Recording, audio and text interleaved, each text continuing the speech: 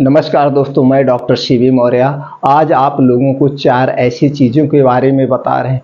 अगर डेली अपने रूटीन में, अपने डाइट में आपने शामिल कर लिया तो दोस्तों पूरी ज़िंदगी आपको कोई बीमारी नहीं होगी। कोई भी बीमारी, जैसे आपको जो वायरल फीवर हो जाता है या गठिया जोड़ों का दर्द हो जाता है या आपको हार्ट अटैक, ब्लड प्रेशर, पेट से संबंधित कोई भी समस्या नहीं होगी। बस इसे जानने की ज़रूरत है कब, कितनी मात्रा में, कैसे खाना है, तो उसके बारे में पूरा टोटल बताएंगे दोस्तों। सबसे पहले जान लेते हैं इसमें कौन कौन से तत्व पाए जाते हैं, कितने तत्व पाए जाते हैं। जब हम तत्व के बारे में जान जाएंगे तो जैसे दोस्तों आप जानते हैं हमारा शरीर किससे बना है, पोषक तत्वों से बना है, विटामिन से बना है। जब हमारे शरीर में कोई पोषक तत्व या विटामिन की कमी होती है तो उससे रिलेटिव हमारे शरीर में विकार यानी रोग उत्पन्न हो जाते हैं। तो हम ऐसे डाइट का चुनाव करना चाहिए जो हमें डेली नीड है, जो हमारे शरीर को प्रोटीन की, विटामिन की, वो मिलता रहे। तो उसी से हमने सिलेक्शन करके 3 बेस्ट चीज़ें आपको देने वाले हैं। 3 बेस्ट चीज़ें, इसे डेली अपने डाइट में आप शामिल रहिए और करिए दोस्तों, शामिल कर दीजिए और रोग निरोगी जीवन जीजिए। कभी कोई बीमारी नहीं होगी, आपकी उम्र लंबी हो जाएगी। तो चलिए जानते हैं क्या क्या पाए। पहला है दोस्तों सेब। सेब में क्या पाया जाता है? Zinc, iron, carbohydrate, fibre, calcium, vitamin A, E, K, fatty acid, potassium, magnesium जैसे तत्व पाए जाते हैं। दूसरा है दही, कर्ड दोस्तों। इसमें क्या पाया जाता है? Protein, calcium, vitamin B6, vitamin B12, potassium, magnesium, iron, fatty acid जैसे तत्व पाए जाते हैं। अगला है दोस्तों गुड़।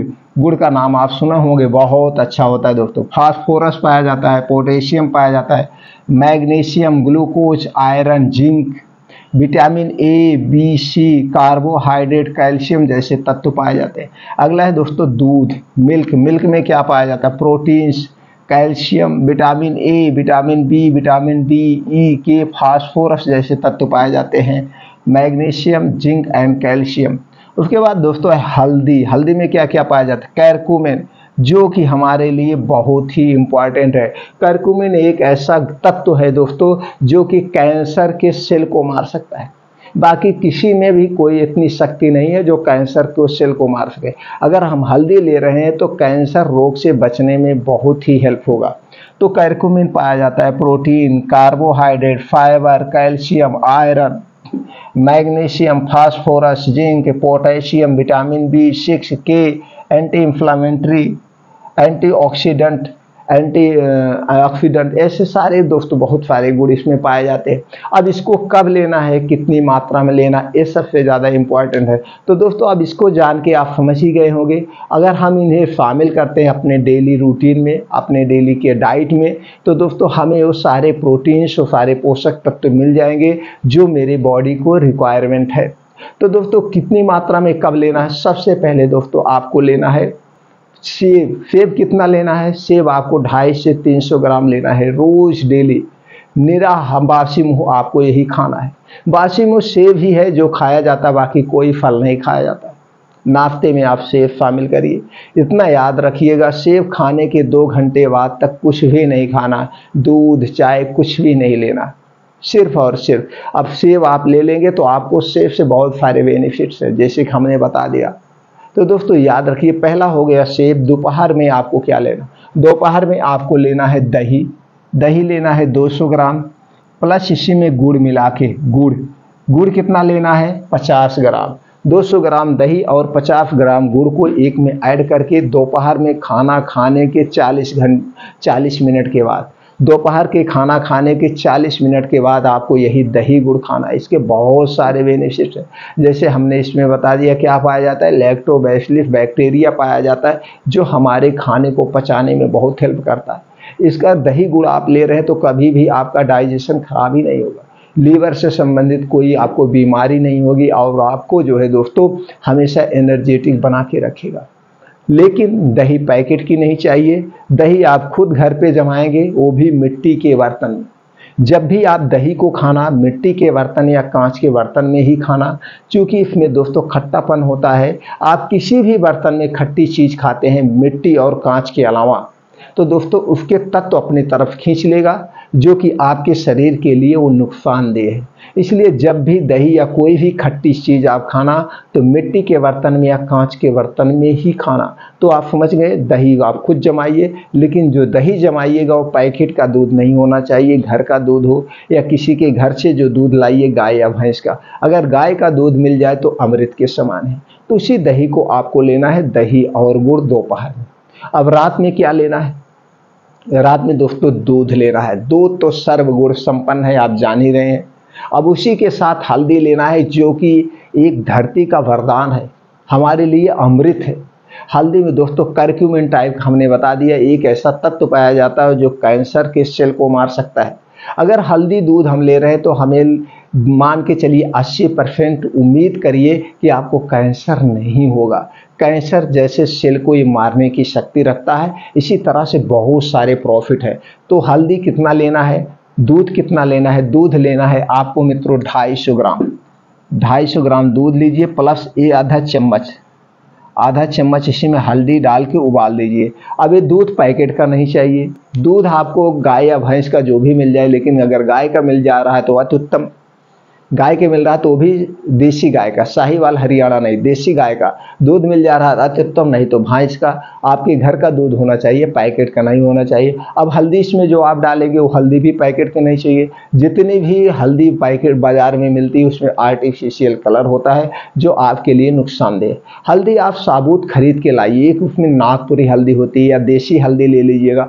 उसे लाने के बाद उसका पाउडर बनवा लीजिए, पिसा लीजिए, खाने में भी प्रयोग करिए, हल्दी वाला दूध भी पीजिए। उसी दूध का आपको प्रयोग करना है। तो आधी चम्मच डाल के दूध में बढ़िया से उबाल दीजिए। उबालने के बाद पीना कब है?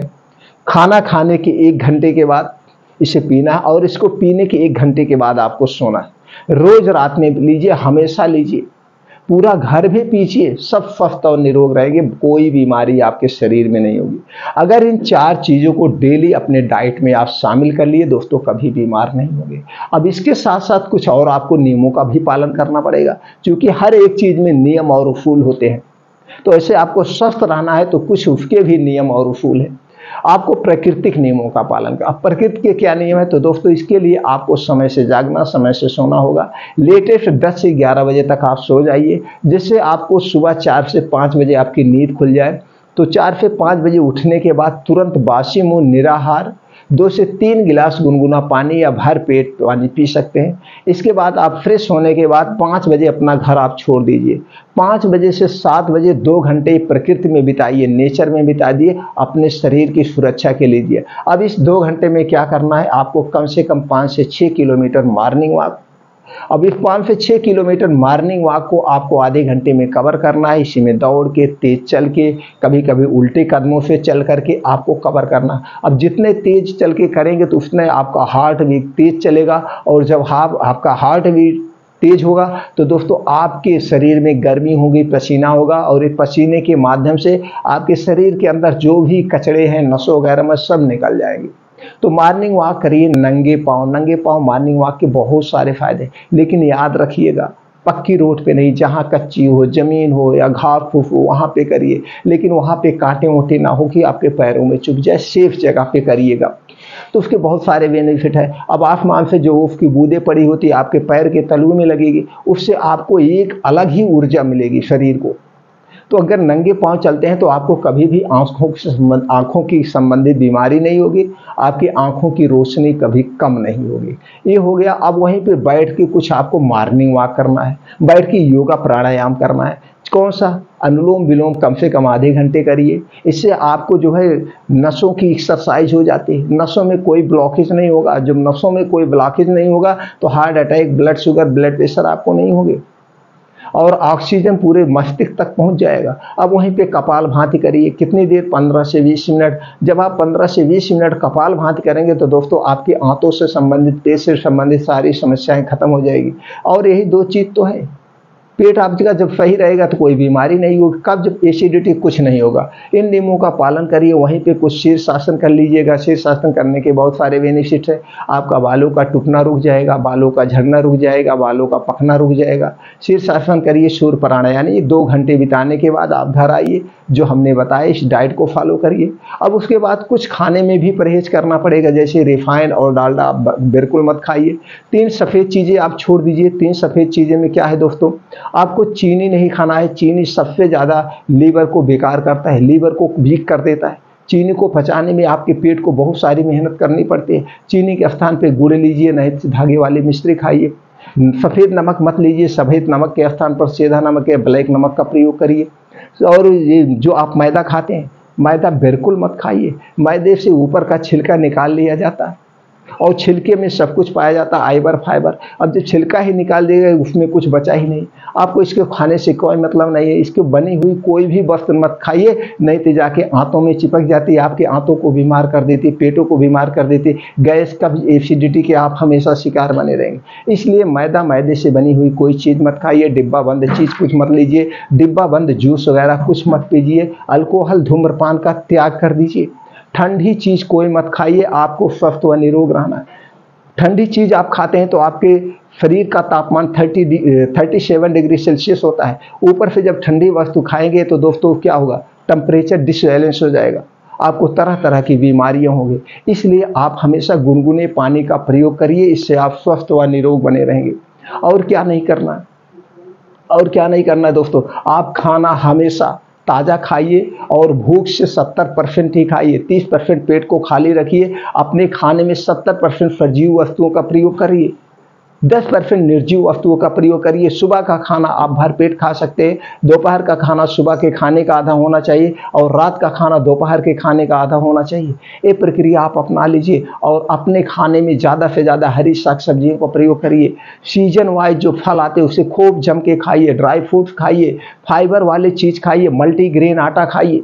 मल्टीग्रेन आटे का प्रयोग करिए। जितने आप मल्टीग्रेन आटा खाएंगे उतने स्वस्थ हैं। मल्टीग्रेन आटे में हम क्या क्या पिसाएं, एक दुनिया का नंबर 1 अनाज से संबंधित एक वीडियो पड़ी है, आप देख लीजिए, उसे आप अपना लीजिए, स्वस्थ और निरोग रहे। अगर ये 4 नियमों का आपने पालन कर लिया और जो हमने ये 3 चीज़ें बताया, 3 चीज़ आप अपने डेली रूटीन में शामिल कर लिए तो दोस्तों 100% एक ही महीने में आपकी शरीर की कायाकल्प हो जाएगी। आपको कोई बीमारी नहीं होगा, आपका शरीर स्वतः निरोग हो जाएगा। अगर आपके शरीर में कोई बीमारी भी है स्वतः ठीक हो जाएगी।